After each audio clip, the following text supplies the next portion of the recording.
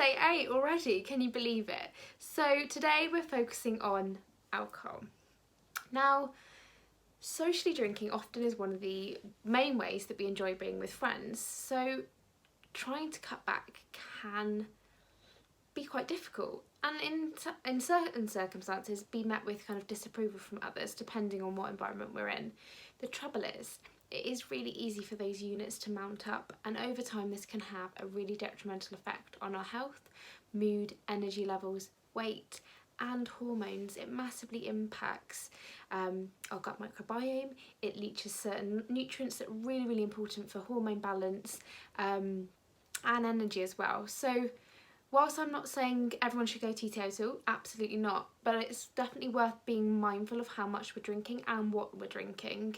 Ideally we want those clearer liquids rather than the kind of darker whiskey, beers, which is often not something that we tend to head towards anyway. But by cutting out alcohol or cutting right back, you will really feel the benefits pretty much immediately. I've personally swapped a lot towards more kombucha because it's a probiotic, is really beneficial for your gut, but it has that same kind of fizzy, really tasty, lots of different flavours, and it kind of is a really good equivalent. Also, non-alcoholic gins, I really love them, and I've been trying out a few which I'll share with you in a minute, but I would really recommend. So often you'll find you'll sleep better, you'll wake feeling more refreshed, much more energy, feeling less tired throughout the day, your mood will improve, you'll look much better and start to kind of reduce that hard to shift weight around the middle.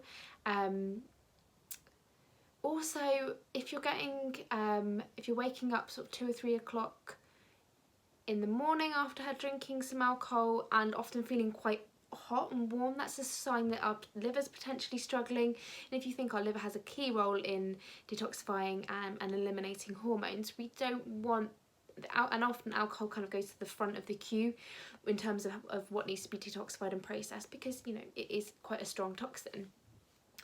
So that can then kind of push back how much where our kind of hormones are in that kind of conveyor belt, and then that can lead to hormone balance issues and knock-on impacts to that. So you can often experience a natural high as a sense of well-being kind of starts to improve when you're kind of opting for less alcohol or no alcohol or alcohol free alternatives.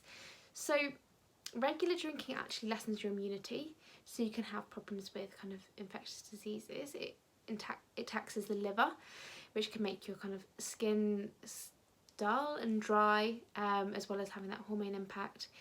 But it also puts you at risk of higher risk of serious illnesses as well. And with regards to immunity, there's often a big component, particularly with thyroid, where there's an autoimmune element, and so adding alcohol into the mix can make things a lot worse. So when I'm working with clients, rethinking the strategy around booze is often kind of the trickiest part of the programme. So either we'll start with more days of the week being alcohol free with a glass of wine, or more days being alcohol free than having like a glass of wine or a gin and tonic, every now and again. So either you want to kind of be drinking water in between each drink, or focusing on having your week as alcohol free and having a couple of drinks at the weekend. Now that doesn't mean kind of going crazy and having a lot of alcohol, but I think as you'll start to kind of reduce the amounts that you're having, you'll start to notice the kind of beneficial impacts of having less. Or you can try kind of alternatives, and again kombucha I really would recommend. Just trying out different flavours. There's so many great options, and it is a really great alternative to alcohol. So I've got some alcohol-free gins here that I have been trying. I've been trying a few recently, and I would really recommend. I started with this one that I found in Aldi. It's really fruity, and it's quite a good alternative for kind of those flavoured gins that are quite popular at the moment. and it's really tasty. As you can see, I've quite enjoyed it. I've had this a while, but yeah, I would really recommend that one. Or Pentai, this is my newest addition.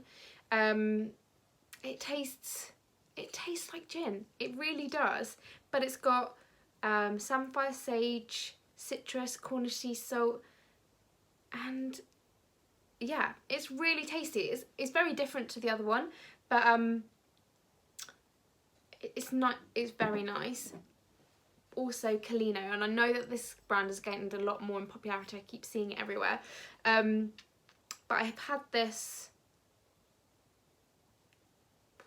I've known about it for a couple of years now, and then had this as a recent birthday present.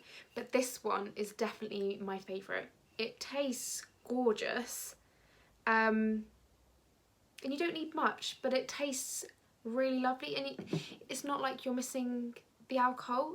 It's nice. You can have, you know, a gin and tonic, or a alcohol-free gin, and really savour it and enjoy it, but not have the kind of negative impacts that alcohol brings. So those are just a few that I've tried. Obviously I'm not selling them, but I'm just saying from personal recommendation, they're really lovely and definitely worth a try. So if you've got any others that you've tried, or any other top tips, I would love to know. Share them with the group, drop them in the comments below, and I'll speak to you again tomorrow. Take care, lovelies.